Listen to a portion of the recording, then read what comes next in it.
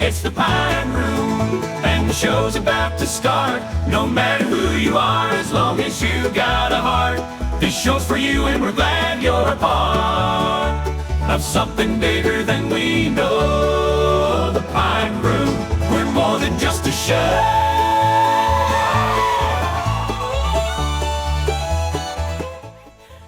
Hello, everyone. Welcome into the Pine Room Podcast, episode 105. Oh, boy, I don't know. I can't remember. I think 10. Wait, I don't remember.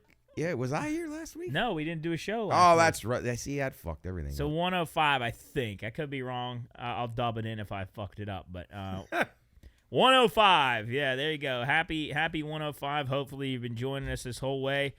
We today, a bit of a long day for all of us here because we do radio and then go right into doing this. And I got to run home and eat pierogies real quick. But yeah, we're back here in the studio. I do want to start us off. I want to preface this before we do it next week. We're gonna change the format of the show a little bit. So we've had some feedback that we need to structure a little more, which we used to do. Yeah. And we kind of got more casual, which I think some people like, some people don't like. So what we're gonna do as we move on, we are going to have a moderator for the show. Not right now because it's just me, Chris, and Matt. No, this is 106, Job. It is? Yeah. Oh, yeah, okay. 106. Yeah, 106. There we go, 106. I just went back and looked. There we go, 106 in the books. Well, not in the books yet, but anyway, we're going to have a moderator for each show moving forward, and that's going to change. So this is a little thing I kind of borrowing from some, not a podcast, but a show I've seen before. We're going to roll some dice at the beginning of the show. And we're going to do this live on the show? Yeah, so at the beginning of the show, we'll roll dice, and then that person becomes the moderator for the day. And we'll have like a list of 10 questions or topics, and then we'll go through all the topics, and it's the moderator's job to just keep the conversation and you know what? going. For the spirit of team unity, I think anybody who could be the moderator might want to have a few things they might want to talk about. Yeah, you could bring just to bring them in ready. Yeah, you could bring a list of what you want. And then you can have the lazy man's list for the guy that doesn't want to do his homework. What is your favorite color? What is your favorite pet? Yeah, so we're gonna do a moderator, just kind of keep the conversation flowing, keep us on topic. But today, I think we're just gonna relax and have some good conversation. Our numbers are light, but our spirits are strong. We got guys out of state, guys working, guys out of their coaching, out of their mind. Yeah. And so we're locking it down here in the studio for another episode of the Pine Room Podcast. We persevere. We do. How'd the weekend go? March on. Not uneventful. Yeah, uneventful. It was. I mean, let's see. The NBA playoffs started. NHL playoffs started. We had NASCAR. Yeah. Golf. The usual. But it's there are a lot of sports now are overlapping. So if you got a lot of variety to pick from. Yeah. But it was uneventful. I was was Talladega this weekend? Yeah, it was Sunday. Big wreck at the end. Yeah, big wreck at the end. Yeah, pretty good race. So yeah, Sunday wasn't bad. Good sports day. Yeah. Nobody. There was no real violent wrecks. Like where you thought, oh my God, is that guy alive? Yeah. So, which was good. Yeah. Except for degenerates like me. But you know what though, and we say it every time we get together and watch a race in Talladega and Daytona. You're always waiting for the big one at the end. So for lack of better words, you could ignore the whole race, wait till the last couple laps, and then turn it on. Yeah, literally could. Champ kept getting excited about his bets, and I was like, just as long as your guy doesn't wreck, it doesn't do any good to be ahead right now. A guy that's in like 16th at the last lap could end up winning the race. Yeah, exactly. At those places, and it seems like usually we kind of can just try to guess what laps are going to happen. Yeah. Lap 4 to go. It held on to the very end, though. Yeah, that could be you could throw that in the sports book. There are places that have that, like first caution on which lap interval, last caution in which interval. Yeah. So, there is those. I would definitely throw some money on that. That'd be fun.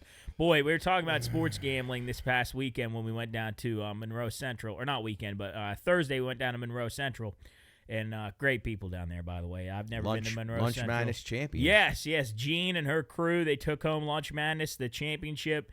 They were fantastic. They were all welcoming with open arms. We met the principal, met with some of the lunch staff, and they were great. It's a much smaller school than I thought it was. Mm-hmm. My dad on the way down was saying it's a pretty decent-sized school. They only got 250 kids. Yeah, I That's all was they shocked. have? Yeah. When I looked up, when I was looking through some of the research of the schools, I was stunned because when you Central, I figure like consolidated schools, and there what was not. that? Woodsfield and Yeah, well, that's where it's at. So it would have been Woodsfield. Woodsfield High, and there was another one. Must have been like 5 kids that went to Woodsfield. That's kind of out very there. light. Yeah, it is. And it's like it's one of those towns where everybody walks to the football games. There's like a little shop on the corner. Yeah. Chris, do they have a movie theater? Do they have Respects out there? Yep. Yeah, that's what I thought. I thought so. Actually, Respects is like right next to their football stadium. It's like Respects, then a couple 100 feet, and then you're right at the football stadium. Yeah, based on that text message that your dad sent out to us, they were really, really appreciative and happy about that whole event. Yeah.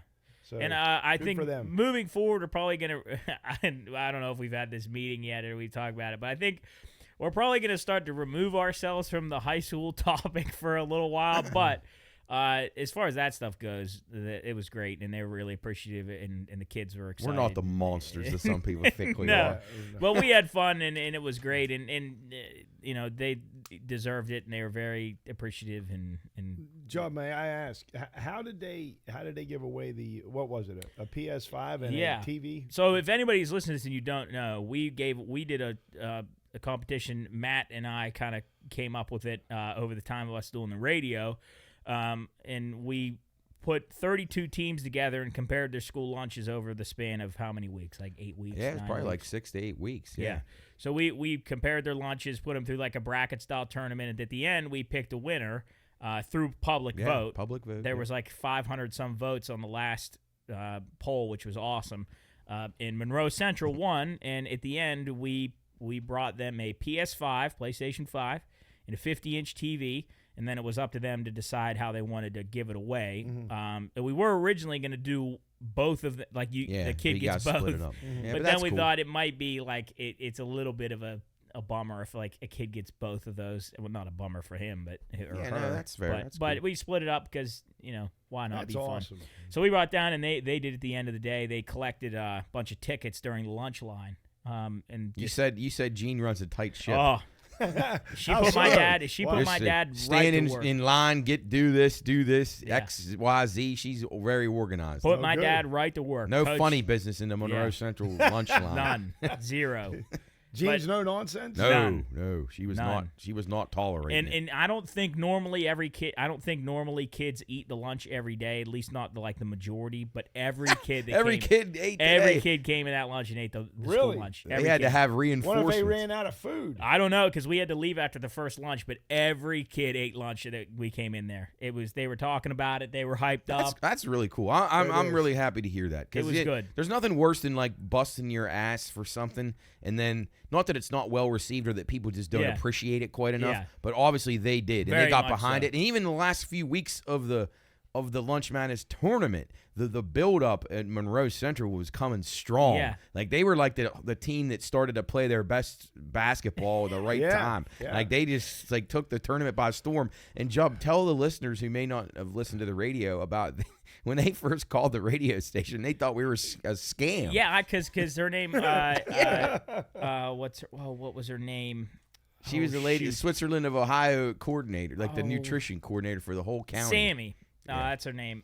She called us because we had reached out and said, hey, we're doing this competition, we're putting lunches together, and she called me at the studio here actually because I think Coach directed her to call the station. She picks up the phone, and I start talking her through it, and then I pass it to Coach, and apparently she thought it was a scam. She thought we were trying to get some kind of information or put them in some kind of drawing, which I'm assuming they're thankful that it wasn't a scam. But, they were super appreciative of it. It was awesome. It was super well received. And like we said at the beginning of the tournament, it doesn't matter how big you are because Park, who's got 1,500 kids, 1,700 kids, their voting just didn't come out. I mean, I think even Monroe Central voted above their population count. Yeah, because they had people that probably were either ex-students or employees or whatever getting involved. But they said she was super super involved in it. Like putting announcements out, making sure everybody voted. There were like when we came in, there was a whiteboard that's next to the lunch, and it said like the lunch for the day, and then it was broken in half, and it said Pine Room Podcast will be here on this date. And see, get the players ready for the game. I tell you what, based on that and how well they prepared and all the work Gene did, I'd say they'd be the prohibitive favorite for next year. They know what it takes, and all the community got behind definitely it, in the school with for the Final Four at the least.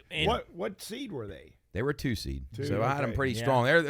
The Job and I did a lot of lunch research, and we went through, and when I was pairing them up, and we had one bracket that got crazy. It was some upsets, but the rest of them, kind of the top seeds, kind of did pretty well. So we were pretty solid, but it's kind of like the regular tournament. You may have one Cinderella, but you have some of the top seeds prevail. So it was basically not the, but this wasn't an upset or a surprise. No, this was a contender all along, all along. Yeah. And then they just started steam. They played great down the stretch. Chris, I'll tell you, some of the lunches, I'm sure you heard some of them. Yeah, I heard. I mean, some of those lunches that those schools were giving out were lunches that I would eat like on a regular day. Yeah, they were strong. It's not what it used to be back in the day, Chris. Back when you went to Central. No, just good Lord, just get a piece of pizza, just like a piece of cardboard with a little bit of sauce and a piece of cheese. But, Elkins was a big upset because they were.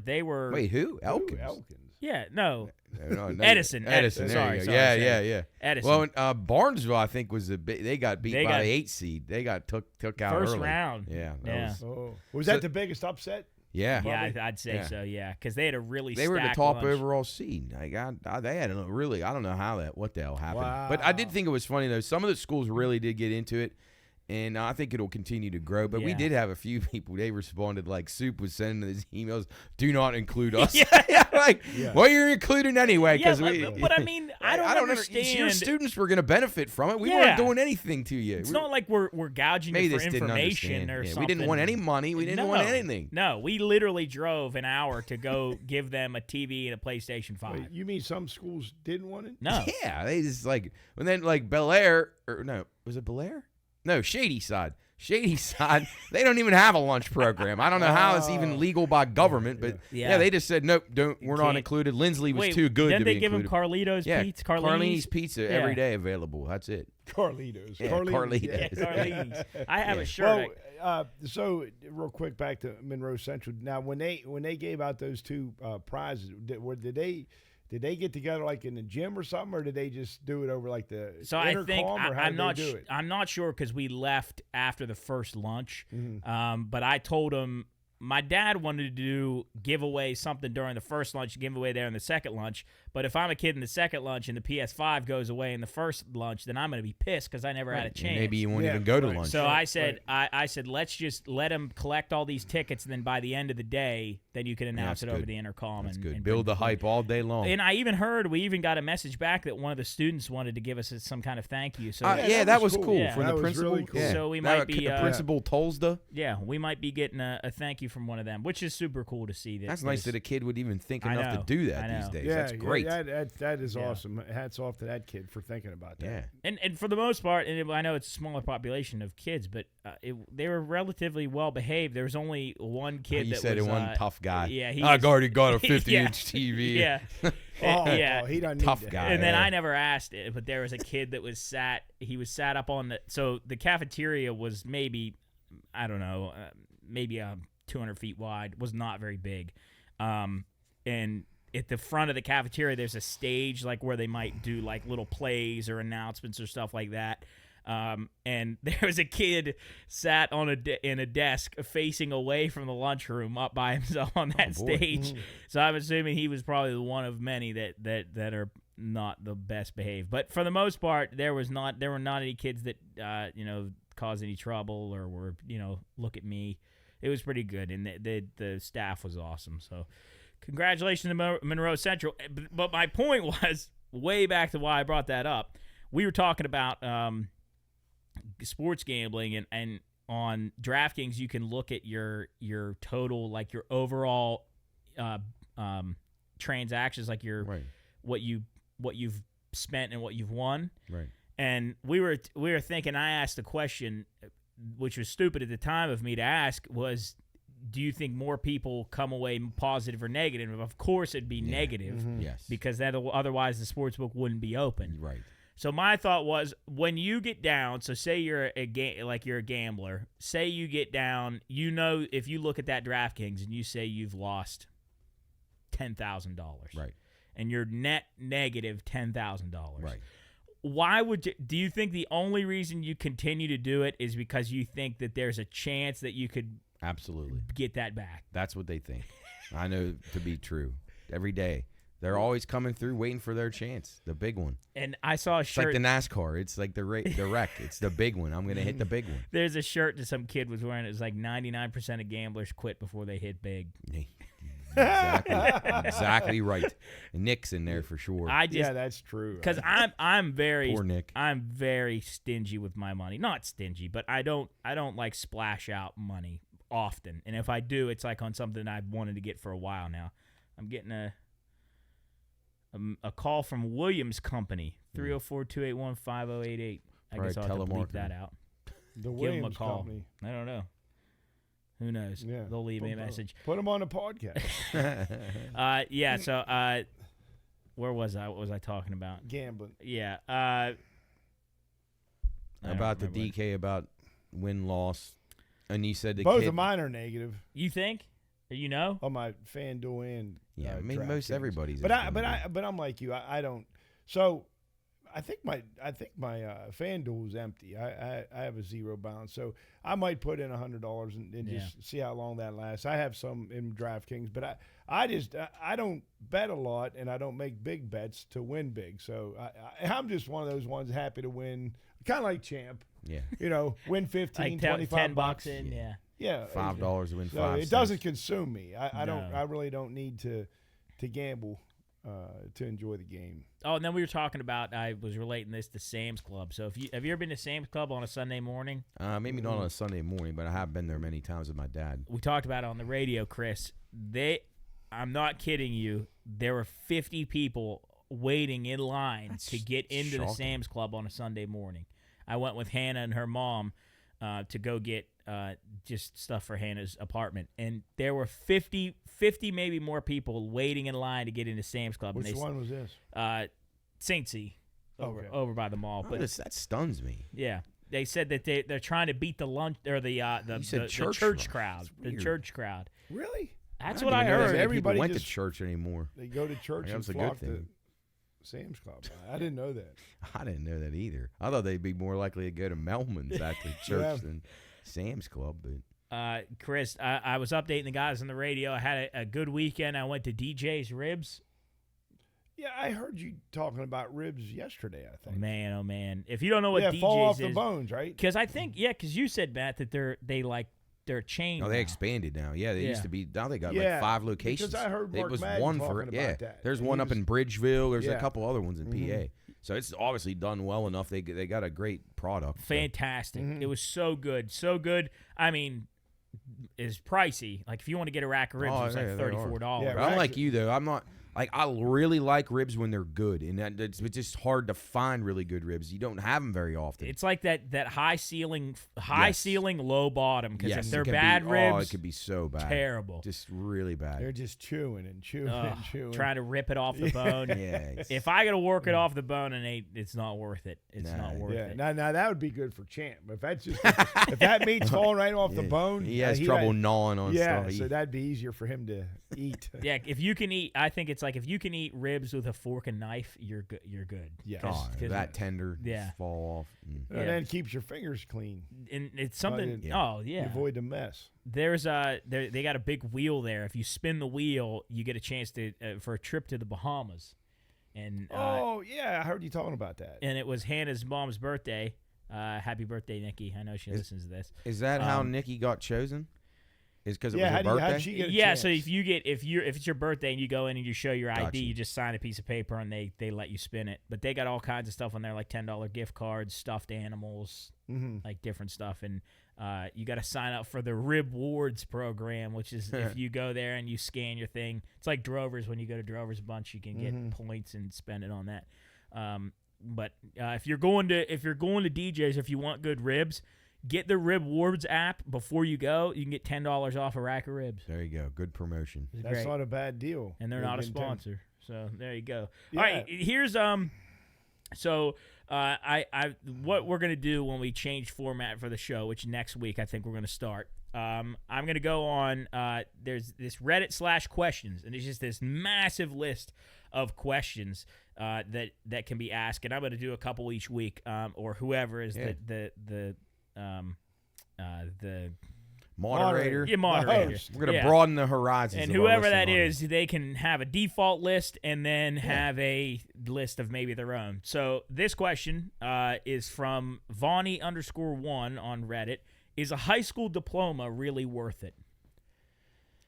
High school diploma? Yeah. I do think that's necessary. I think you should complete high school. Like, not that it's going to mold you for life, but, if we can't complete high school, then we're up against it as a civilization. So, the college side of things, I'm saying now probably not. But I think the high school's necessary. I think that it really is important. Not that the schooling itself, but just the whole social atmosphere. Chris, what do you think? It's important, but it seems like it's so easy to complete your high school. You can't get that. I know, right? GED people. There's people that elect to do that, but there just got to be so many people that struggle to graduate. I would say probably 90% just struggle because they don't give a shit, right? Or they're lazy, or they don't have anybody to push them, or because it's not just showing up and doing the bare minimum. You should be able to pass. Absolutely. That's what teachers used to say. Even in college, if you show up and do the work, you can at least get a C.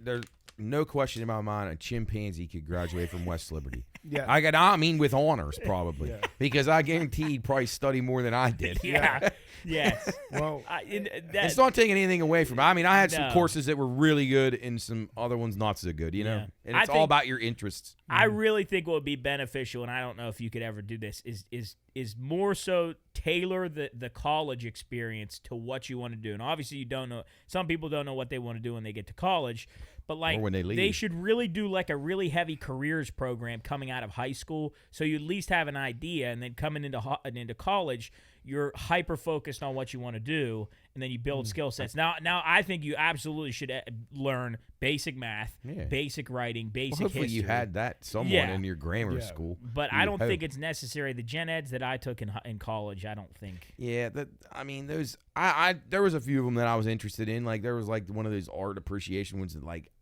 we'd study like old paintings and stuff, and like. Not that I was ever going to do that, but I did enjoy it from liking history, so that part was cool. And then there was like some religion classes that I did that I really liked. But yeah, you're right. But I do think, and I don't know, this will never get traction in the world today, but I think we would be so much better off if you went into the workforce out of high school for like a few years, and then you went to college when you were older. I would have taken it a lot more serious. Like I do feel like I squandered.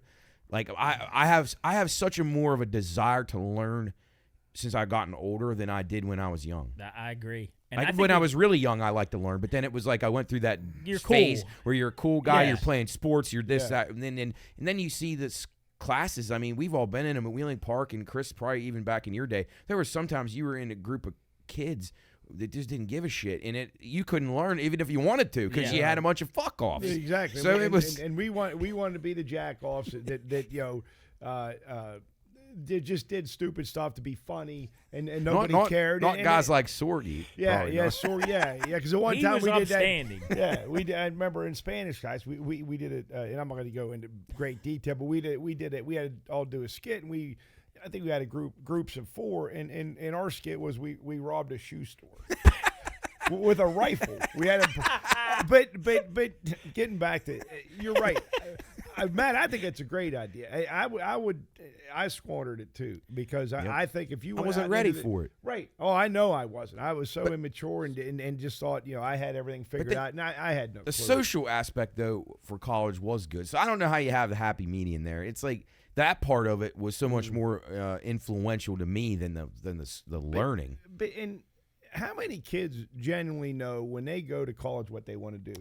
I'd say less than 5%. Yes. 5%. I mean, I know I didn't. There's a couple didn't know kids that I have known that's like, I'm going to be a teacher. Yeah. My parents were. I mean, they know that they're Right. Or like, right. I'm going to go into pre-med. Like but I had a somewhat of an idea, but I never knew where it would take me. I mean, I knew I was going to be in sports and business management of some kind, and I mean, I didn't know where it would end up. I knew I liked some sort of art or creative arts or something like that, photography in that realm, but I had no idea. Even now, I don't really know. I mean, obviously we're doing this, but like, what if this wasn't a thing? What I would be doing? I still am. You know, there's so many opportunities, but I think coming out, going to work, like a basic job, whether that's being a server, being a I don't know, a clerk at a store. Yeah. I still, like, I never experienced any of that. I don't know what any of that's like, and I wish I would know what that's like, because I really would love to just be able to have that experience. But right now, I have so many interests that I know that for sure, if you put me in a classroom with a teacher that was dedicated to teaching it, I would be so engaged. Me too. In the lesson. If I went back and did my school again, like after my middle school, because I had great experience through my like K through 8 in my St. Vincent school. It was awesome. I had a great learning experience there.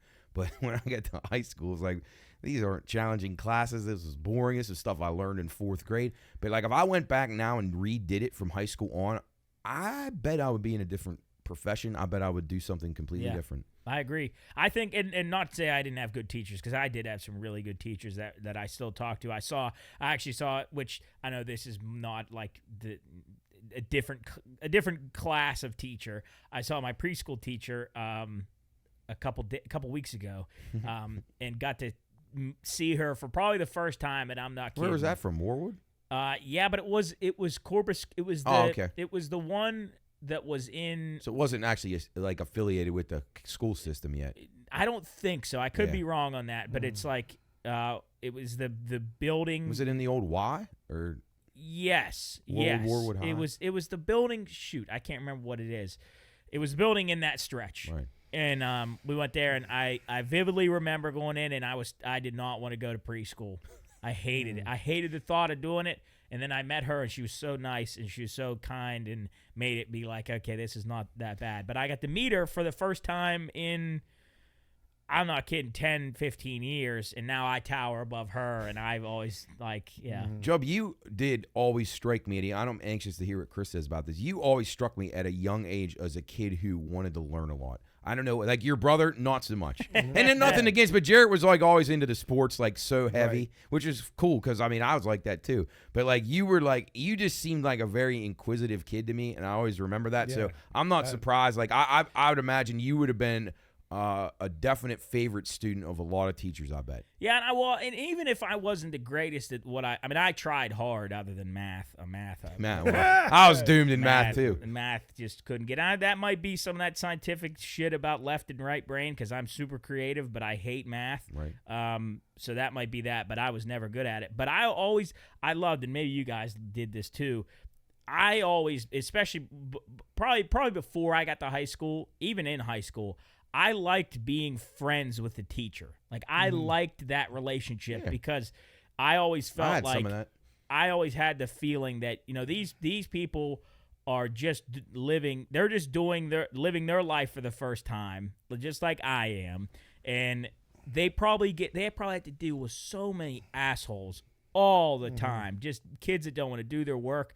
So I always thought, my dad and probably a lot of this is because of my parents, but that helped to have your dad as a teacher. Yeah. My mom was a teacher, so I had a respect level for the teachers that a lot of kids maybe didn't have. And I got to meet a lot of the teachers that he worked with, so that it kind of humanized them to a degree that I could relate. A lot of them you knew outside of the school. Yeah, and I got to meet him, and you get to talk to him. And I remember I always remember to ask how the other person's doing. Like, if they ask how I'm doing, you always ask how they're doing, not like how you doing. Oh, I'm doing great, and then that's it. You get a 15-minute answer about yourself, and then I leave. Yeah, and they say, well, not very good today. My mom ran out of grape jelly, and I'm kind of pissed about that. Right. I got to eat strawberry with my peanut butter and jelly today. But that's about it. So I was a bit of a goody two shoes back in school, but I liked being friends with the teachers. No, and I think that's good. And we never really in high school. Well, we had a lot of nuns too, and didn't really interact with them. I didn't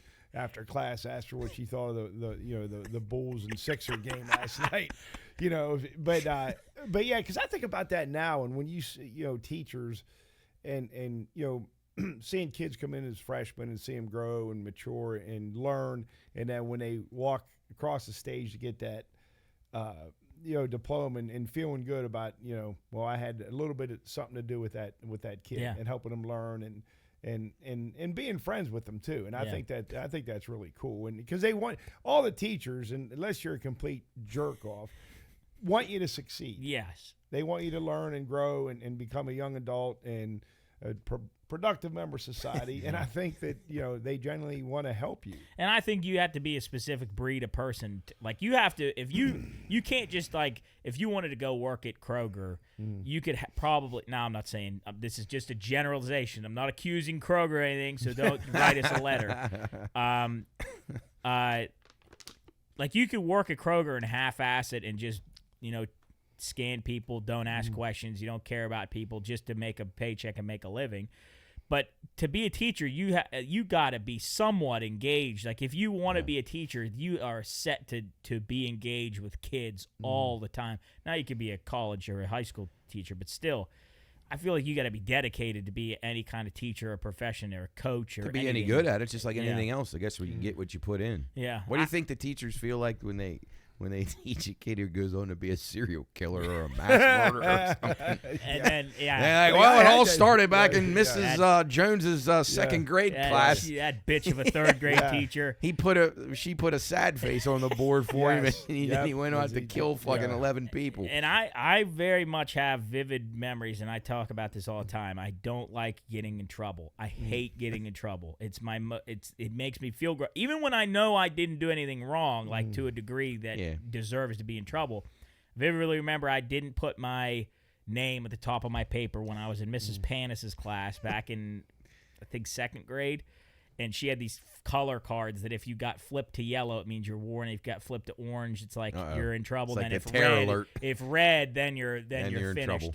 And like kids would get their cards slipped all the time, just being assholes. And I never expected me to get my card flipped. And she flipped my card because I didn't put my name on my paper, and I will always remember how awful I felt. Did you ever forget again? Never.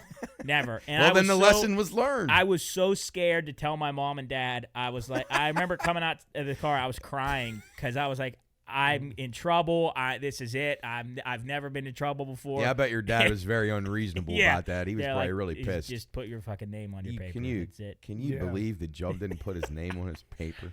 This is a big problem. I think that's the only time I ever got in actual trouble. The other time was in gym class. We had this big volleyball thing, and it was like a big inflatable volleyball, and you played volleyball with it instead of a regular volleyball. And Mrs. Maxwell, one of my favorite teachers of all time. We just saw her yesterday. Oh, she's so great. She's so great, and I see her every now and then, and she's just fantastic. And she was so fun and kind. Despite my hatred for athletics, she actually made it fun, and I do remember learning some stuff from her and whatnot. Anyway, she said, whatever you do, don't hit the ball too hard, because the top of the gym had these gigantic nails that came through the top of it. Puncture the... So she was like, don't hit it towards the top of the ceiling. If it touches the ceiling, you're out for the day. And I didn't hit it yet, and I just hit it thinking I had to hit it somewhat hard because I thought it was heavy. I hit that thing, and it went right to the top of it. And I looked at her, she looked at me, and I remember the face she gave me, and I just walked right into the locker room. I was so disappointed in myself. I was so sad. You misjudged your own strength. I know. I was so sad. Yeah, if we were doing that back in the day, we would have definitely intentionally popped it. You guys would be trying to break lights and shit. Everything. So, did you ever get in trouble in school? No, really. No. Never like a detention. No, I tell you what. Maybe in grade school, but high school, no. We got away with a lot of stuff that we should have never gotten away with, but I mean, nothing terrible. But no, I don't recall. Well, because I remember you that story about my dad driving around and your dad coming out and that was I forget what that was after, but were you did you know that if you messed up your dad would he would get bad. Yeah, and some of the things that he didn't know what happened, I'd still be feeling it. He would beat the living And what about fuck out Uncle of me. Jim? Because Uncle Jim, since I've been alive, has been very, very even keel my whole life. So I don't know. My dad didn't get mad often, but probably kind of like what Chris would say. Like, but when he did, like, he usually wouldn't be good. Did you know when he was? Yeah, no, I mean I don't even say most of the time. Every time, he deserved the wrath. But I mean, my mom though was like, if we made her mad, then that was usually a problem too. Yeah. That seems like because then he would get mad to get her mad. Aunt Lynn. Yeah, I think not so too. not as much as you guys think. No, she had a much shorter fuse than my dad. That's for sure. Oh, so your mom was like, she was like the early warning system, and then if that failed, then yeah. But then again, I don't blame her because she was dealing with an asshole son like me, and then she had to go teach kids for 40 years in a class. So I don't blame her. She's probably actually a lot more understanding than what she should have been with idiots. Well, I'd say we all turned out. I think so. Pretty well. Yeah. Pretty well. Pauline, God rest her soul, she was so nice, and I wish, honestly, if she was still around, I'd have her on the podcast. Your neighbor, yeah. She was great, and we'd take her, an odd story for another time. But she told me that her dad was like a very, very, very quiet guy that didn't really say a lot. He, even with them around, didn't say anything, was very quiet, even keel.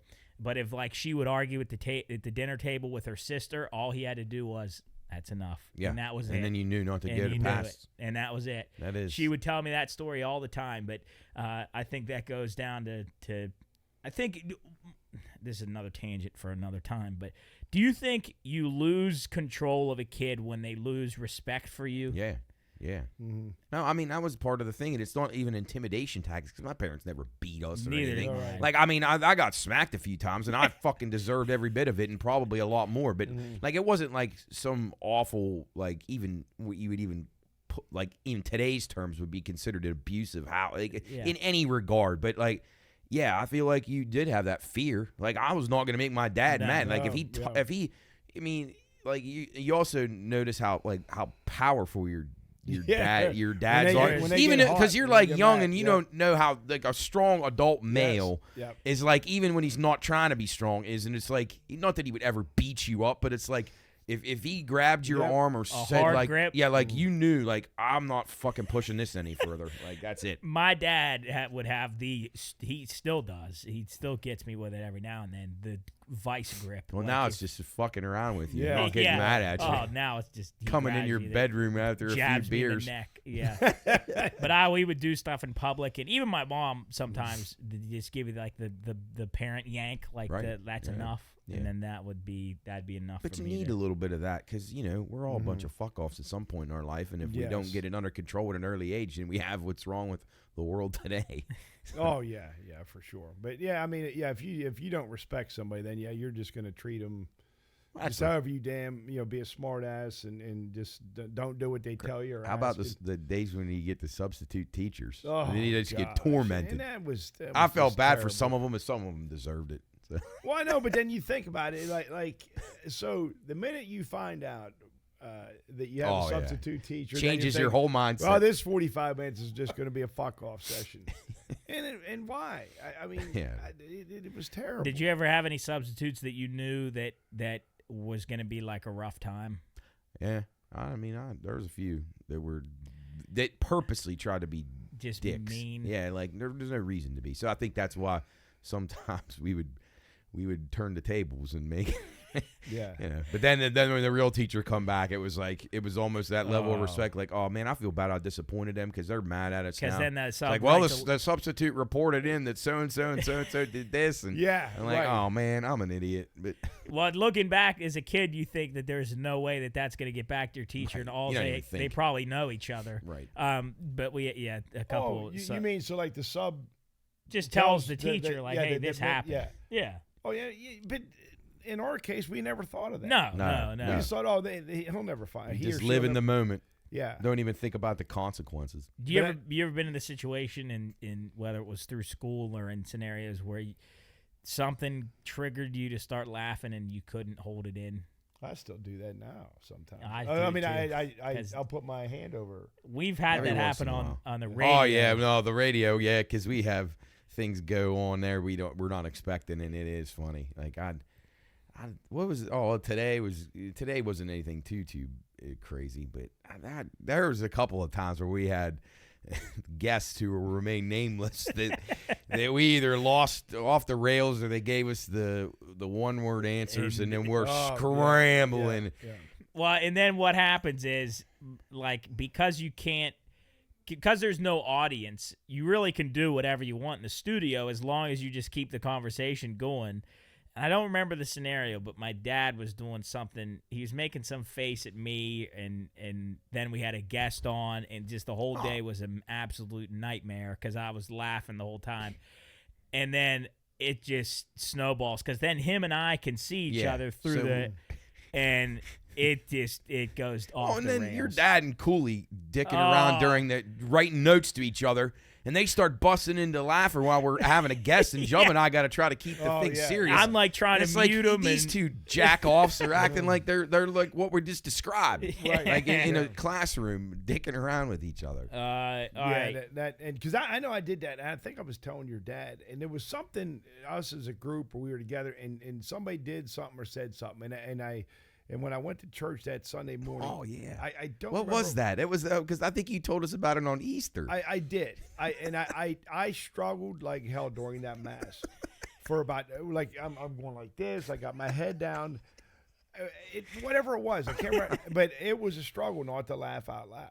And and maybe somebody, if they looked over, they thought maybe I was crying because I was like wiping my eyes, just trying not to laugh. Very emotional service. I mean, I really wasn't focused, I guess, if I'm laughing about something dumb in church. But that happens every now and then where you just comes into your head and you Oh, and being around as many idiots as we're around, ourselves included. I've done that before at the dentist. Susan's got them damn utensils in my mouth, and somehow I just thought it was maybe something Kevin Curry said 5 years ago. And then boy. and then once that bug gets in your head, it's impossible to get out. It's impossible. It's so funny though, yes, and it just gets funnier and funnier and funnier. Yeah, I was in a science class back probably in 5th grade, and we'll always remember this because we were watching Bill Nye the Science Guy, and one of my buddies who listens to the show, I'll just say his name was Tyler, and he was laughing with a buddy Colton, and they were being dicks, and our teacher, Mrs. Scroy, called him out on it and was like, "This is enough laughing. We just got done with the day. I'm being nice and let you guys watch this movie or the show." And I watched it like it was like I had a God's eye view of them doing this because they were trying not to make each other laugh, and both of them looked at each other at the same time. That was the worst thing they could have done, and they exploded into laughter. She flipped out, screamed.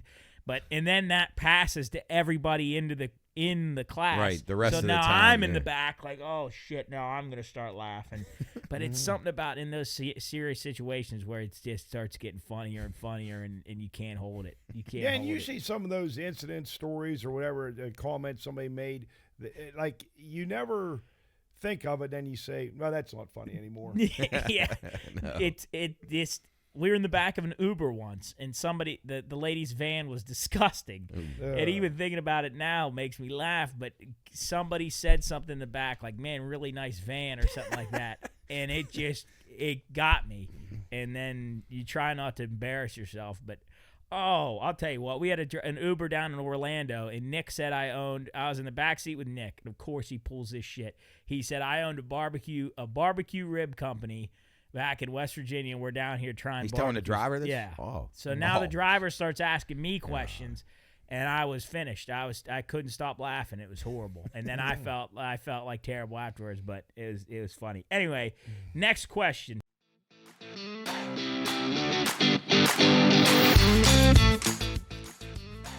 Before we get into this week's episode, mark your calendars for May 4th this year for the North Atlantic Beer Mile at Waterfront Fest in Wheeling, West Virginia.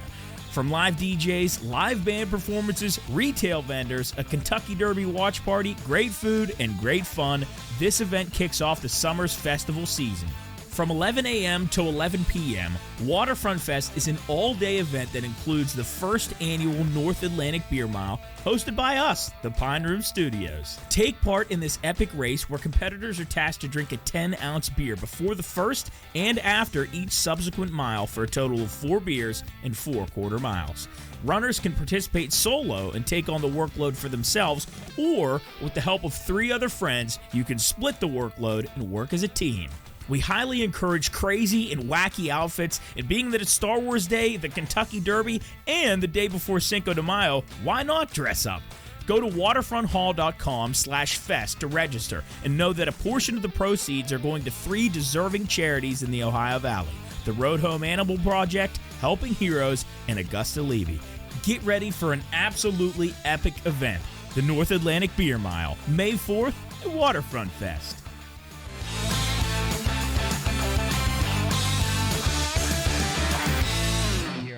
Let's try this. This is just like a tester. All right. We're like the alpha testers. I like it. So there are a bunch on here. Let's see. There's a ton of questions on here, and I'll prep some for next week, so I'm not having to look through these. But they range from like personal questions for people asking, but then there's also like broad questions.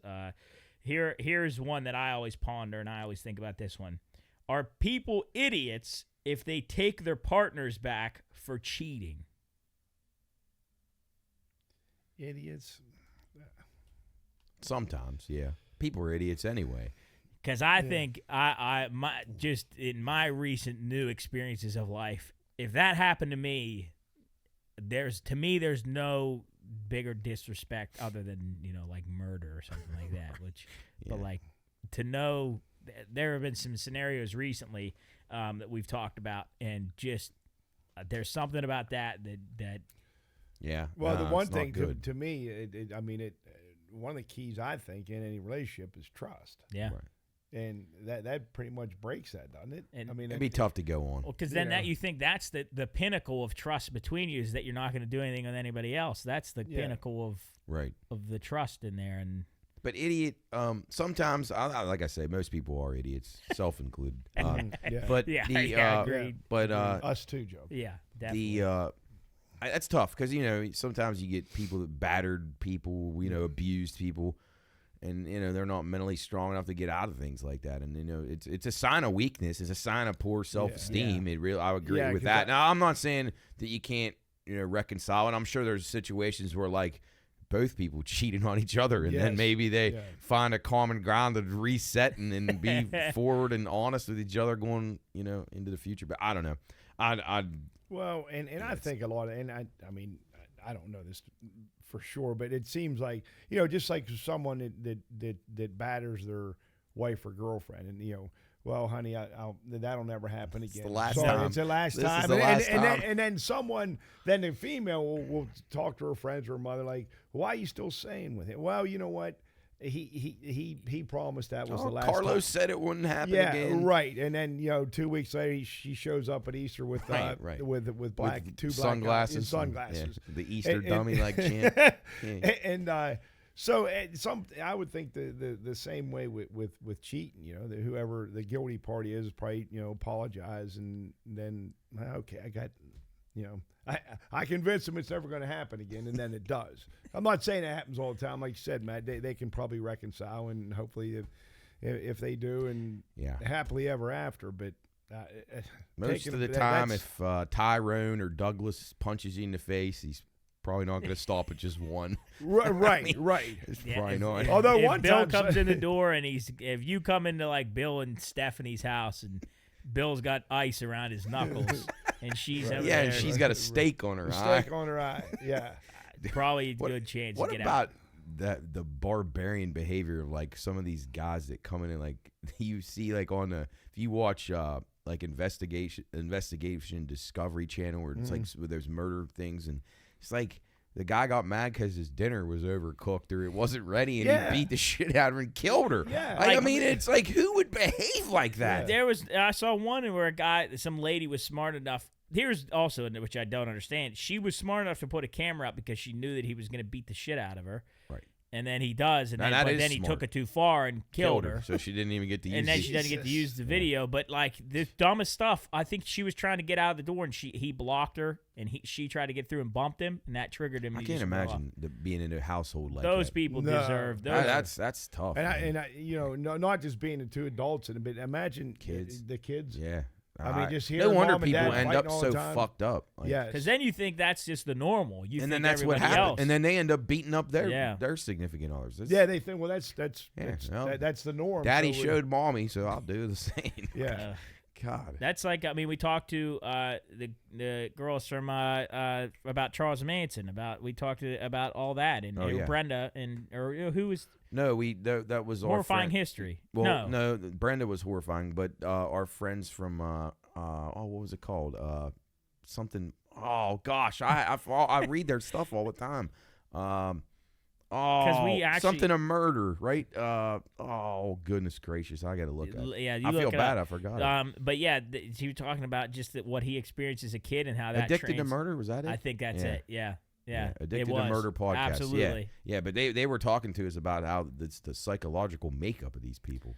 And you feel terrible for, like, if it is honestly really, and I guess that's an answer to this question. Yeah, I don't addicted think to people, murder. Yep. I don't think people are necessarily idiots for taking people back to Virginia, because obviously there's situations where, like, a woman just feels terrified that if she leaves, she's going to get killed. And that's terrible. And whoever the guy is, whoever the guy is deserves just the worst. Do you ever feel bad, like, for the guy? I never do. Like, when a woman kills a guy who's been beating her, I think it's great. No, I do too. And fucking put him down. Well, there's been, and I think it's justified and totally okay. And there's been scenarios where that's happened, where, like, a girl doesn't get first-degree murder. It's like battered revoked. woman syndrome, and you can get, obviously, you stand your ground laws and self-defense in certain states, but now the ladies that poison their peaceful husbands regularly in slow doses, that's not cool. No. Yeah, there's a lot of that out there too. Yeah. Put that in my Cheerios in the morning. And there was a lady in India, and I'd have to look up her name, but she killed like 7 people by, like, poisoning them. Like, her husband, she killed one of her sons or nephew. I mean, it was fucked up. How could you think to do something? A really cool YouTube channel called EWU, EWU. It's like a crime investigative. They talk about different cold cases and interrogations of murders and stuff like that. And there's one situation where this dude's very affluent guy, his house burned down, and he was investigated for arson, and for, like, insurance fraud. Right. So he's investigated for that because his house burnt down. I think either his ex-wife, died in the fire. Oh boy! So he moves, gets remarried, then that house burns down. Oh jeez! The wife dies in the fire. And then they investigate it for tax fraud, or not tax fraud. Might be a pattern. Insurance fraud. Yeah, and I was just thinking, there's got to be something, because he got a ton of. Oh, I'll tell you what was the takeaway. He signed a life insurance policy for the new woman like a month before the house burned down. How dumb are these criminals? Right, though? right. You go get to, I'm going to take out an extra $250,000 out on Ginny over here, and then she'll be dead by Monday. But there'll be no red flags. Right, and no one would have. I think the investigators will probably not think that anything suspicious is going on. And the guy goes and buys a fucking yacht afterwards. Yeah. People, dumb Happy criminals. Sailing after. Your dad likes those, Job. Your dad always liked those dumb crooks, those stories. Oh, yeah. Those are funny. But, yeah, there's a lot of dumb criminals. There's just dumb people, generally. Yeah, real dumb. There really is. But I don't know. But, yeah, that whole with these relationships and the abuse in both ways, I just, just get the hell away from each other. But that's the thing. Like, it seems like those type, like that guy, that tough guy, he owns that woman. Oh, yeah. Well, and you belong to me, and you do what I say. A lot of cultures, that's how it is. Like, especially in the olden times. Like, the woman was your property. It's disturbing to think of. You know, if you dry out my pork chop, you're probably going to get a fat lip. Yeah, at the least. Well, it's stupid. Yeah. Even like more mundane stuff, like people I talk to, girls that I'm friends with would say that my ex-boyfriend, he wouldn't let me wear such and such out. Now, obviously, if you're gonna wear but I'm the other way. I tell Han all the time, wear whatever the hell you want. Do whatever the hell you want, because I trust you enough to go out and do whatever you want. I don't care. Yeah. But like I've heard multiple girls say that guys are like insane when it comes to that kind of stuff, which I guess that's too bad. That's too bad. Because then again, on the other side of it, playing devil's advocate, sometimes these girls dress like definitely. I mean, for their sake, not that I would get mad about it, but it's like, if I was involved with a girl, I would like to think that she had a little more self-respect than wearing and look classy. You can look sexy. Yeah, absolutely. Classy. But you can also be, just like. And I'm thankful because Hannah's not one to get all, like that kind of crazy dress going out and partying, which if she was, that was a thing, then I'm cool with that because I trust her probably more than I trust myself with a lot of things. I think it's. But the guys though, like you said, they are insane. So if someone's dressed, and not like a whore, but they got a low cut top on, some tight shorts. That doesn't give you an invitation just to be ignorant and groping them. But that's how those guys. And then some the people guys are. who speak to women like that too. Yes. Oh yeah. That's terrible. I mean, and again, I am not offended by it, but I feel uncomfortable for the girl, and I think it puts her, especially like you don't. Not to say it's okay in any capacity, but like they do it to like strangers, like people you don't even know. And it's like, kind of who says that? It's kind of sad because with us, with guys, obviously, if we want to go out and look nice, maybe a nice suit jacket, something that's sharp looking. But if a girl wants to go out and they want to look good, I mean, dresses and low cut stuff. That's what they feel. Women good are beautiful. Men are just like fucking barbarians. I mean, Neanderthals. But girls should be able to dress like that. It's sad to know that like a girl can't go out and just put whatever she wants on. Obviously, like if you're trying to garner attention, then that's obviously different, but like if you just want to go out and look good and feel good, and to have some dickhead douchebag come up to you and try to be some asshole and ruin your night, saying stuff, touching you, that shit. And I've seen dudes like that in the bar, and they are just a different breed of disgusting that I cannot stand. And do you have any friends that do that? No, not really. You don't have to name them. No. Or even border on that? No, if I did, Right, I know. No, I would say even I'm trying to see who's like the boldest of our group, like who's the one that goes. I don't want to, because I have a name on the tip of my tongue, but I don't want to. He would never cross a line. Level, But like Cooley's very, especially like if we go out to a bar, he's very a confident dude to like go up and be able to talk to a girl. But like, there's never been a scenario with any of our guys, which I'm thankful for that there's ever been an incident where even we have to look and say, hey, that's not, you're out of line. You're inappropriate. Yeah, come on. But there are some scumbags. Ooh, and I'm sure, unless it's just some trashy girl that's looking to pick up a guy, I'm sure that is a turn off right from the get go. When some guy thinks he's some Casanova and he's going to use some stupid line on her, or go up and whatever. He's got like a handful of cologne on. Only Champ can drop the good lines. Yeah, and he does have some. But good he's ones, a gentleman, though. But that's got to be a turnoff. Oh, it has to be. It has to be. Unless we're totally misguided. I'd say the thing that I have found out in my time is the biggest quality somebody can have is a good sense of humor that also includes yourself, like being able to humor, self-deprecating. Yes, humor. exactly. You have to have that. Because if you're some dude that's got some swagger to him that thinks he's the belle of the ball, there's a lot of people that do not do well with that, and I do know some of those people, and Chris does too, and they like, God, you're just like, take a joke, man. Like, it's okay. Exactly. Like you can beat on yourself a little bit. Like it's part of a sign of having some self-esteem and That's confidence. like earlier when you said, "Oh yeah, we're all idiots" or something, and I just say, "Well, no, you guys might be, but I'm not." Right. What the I'm hell- not an idiot. What are you talking What the fuck about? are you talking Yeah. about? And Talk then, about yourself. Then you're going to get into a fist I fight mean, with somebody. Yeah, I mean, I could make fun of myself with no problem. No. That's half my life is just it's You have to. It's the only way you get through life. yeah.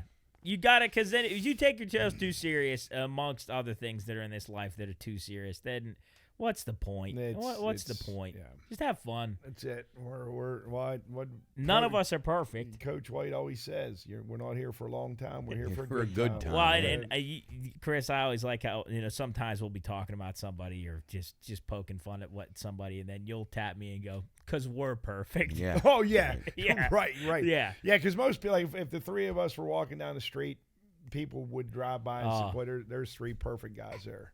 Yeah. Doesn't get any better. Oh, just one look. They look at us and like, God, I wish I was that guy. Well, like I say to Champ, the women want him and the men want to be him. Yes. All right, Joe, give us one more All right, before Chris you has gotta to get go play going. Let's bocce. go. You got to get rolling, Chris. The bocce His dad, nuts your is dad what will you're- be. Yeah. He toes on the line. He's right. ready to go. All right, I'm gonna see if okay. There's some definite. All right, this is more of a quick one. Do you wash your feet in the shower? Yes. Yeah. Like scrub them? Oh yeah. Yeah. I do it. I'd probably say like every other shower I do, but I don't. I mean, sometimes they get clean on their own, but sometimes, Yeah. like if I know that I've been doing stuff where my Yeah, feet are gonna right. stink, Yeah. like Yeah, because yeah. I am very weird about getting in my bed with dirty feet. Yeah. Yeah. I was like that with if a girl was in there, like, you're washing your fucking feet. before Yeah. you, like it's like I don't feel like I'm wrong for saying that. No, not at all. Because it's no. disgusting. Yeah, if it you've is. ever seen girls that wear flip flops and see their feet afterwards, like a night out, like if you're going to, like, say you went to a Pirate game or something or whatever, and you see the feet that some of Oh, these yeah. girls, it could be Oh. a beautiful young lady, her feet are just wretched. They smell like Yeah, a barn. they're dirty and black and like you put these in the fucking hose these off. It's I've never heard disgusting. somebody's her feet smell like a barn. Yeah, that is no. I Barn usually foot. always. She's got barn She's feet. got- barn. Went out last night. She had horrible barn. Yeah, everything was went well, but God, I got a whiff of her barn feet. Here we go. Let's see. Oh, here's a good one. And we can, because we're pet owners. Why do people get dogs just to tie them to a tree for the rest of their life? What are you supposed to do? Well, I mean, like you take Toby on walks. Yeah, Like you take. He but doesn't like, get to go on walks every day like your dog. Well, but I'm saying like a dog that gets put in like a cage, like I don't get like it. a cage. That's why I wouldn't get a dog. I'm not But, home like, enough to take no, care of a dog. obviously, like you can put Toby out on his lead, Yes, and he can be out yeah. and do whatever he wants. But he also gets to come inside. You get to take him on walks. He gets to do it. But like dogs that I've seen that are in those cages and they're all dirty and Yeah, dusty, oh, and no.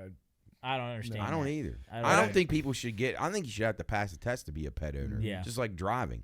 You Yeah. got to be able to take the dog out, exercise, whatever the pet is. Because Yeah. that's wrong when you just take a dog and it's like there's a lot of people out that like that in the world that want the dog so they can like show it off, but then they don't take care No. of it. They just like, well, it's good for when it helps me, Yeah. but I don't do anything to help it. I know people like that. Do you let Toby like get up on the couch? He's never even tried. Like he just sits on the. Well, ground? you know when he gets trying to get up on the couch when Greta's sitting on my lap. Oh, jealous. He's one jealous jealous. bastard. But, like, if he- no, but he doesn't. No, and he doesn't jump up on. Well, he's a little too heavy and old now to jump up on my bed because it's a little bit. It's kind of high. Did but he ever get up in the bed? Nope. But like if No. he got up there, you wouldn't be like just. Yeah, he sheds like crazy. Yeah, Man. He's it'd bad. probably be a quick. Chris would be Yeah. like, "All right, this ain't gonna work. Yeah. Yeah. Let's get Yeah. off this." But I don't. Our family doesn't care where Evie goes or where Maggie ever went. It just. Well, to I us. know, but I because he spent a lot of time in his crate, like when I was like gone for work, Yeah. because it would be too hot outside. But now, like I don't close it. Rarely do I close the not the The gate, door? but the door on Yeah. that. So you could But come but and go. even at night, like I leave it open. He's got a nice little mattress pad up in the hallway. He might start out, but his safe place is in that crate. And I think for the most part, if you get a dog, you probably should have them crate trained just so for their own safety too. Because if you leave the house and they're roaming around the house, who knows what they're going to get into. But of course, my family has no willpower to be able to hey, you got to stay in your crate. Well, it's not gonna and happen. you know, my dog at least will alert me if there was somebody outside or but Tom's dog, Tom Morgan, his dog is she'll invite the intruder in and say, "Hey, Tom's Dad, up there." He keeps his cash up in that drawer, right? Like he'd help the guy. The knives are on right. the counter. There's a knife block. Yeah. Right. Yeah, Chris, I remember Toby got real mad at Mike the Goose Man for coming out singing. He was barking. Well, at that him was Toby had high alert. But it's weird. Now, does your dog bark at UPS or FedEx? Yeah, she does, but now she developed it. She knows that if she goes to the UPS man, his name's Dude. He's awesome. He'll give her a treat. So now she's friends with him. Yeah, see, I mean, ever since I had him, when he hears, even if they don't go around back, if he's outside, he'll bark. That rumble, that Yep. rumble, yeah. There's no mistake in UPS truck, is there? Nope. Especially if you hear the sliding door go too on it. All right, I gotta get going. All right. I was gonna ask one more, but Chris got to go. Yeah. Well, I don't want to break up the. No, you're good. Right. We'll wrap up here I don't anyway. want your dad yelling at me, especially if I get down there and play back. I agree. Job knows what it's like. Well, believe me. And so this is good. We got a good tester in for the new format. We'll roll our dice for our next our moderator next time. Then we'll have to rate them. We'll have to rate if I'm terrible. Hey, actually, we need fan interaction, so the listeners should. We could get one. You remember the board that they had in School of Rock, the merits and the stars. Yeah. If you do good, you get a star. I don't know. Listener feedback could get ugly. Oh yeah. All right, so but that's all right. We're prepared for it. Thanks for listening to episode 106 of the Pine Room Podcast. Hope you enjoyed. We're gonna come back next week, revamped, new format, moderators, questions is gonna be fun. Look forward to it. Until then, check out the website pineroomstudios.com, North Atlantic Beer Mile, waterfrontfest.com/fest. Check it out. We'll see you here next time in the Pine Room. Go Nailers. Good luck, Chris.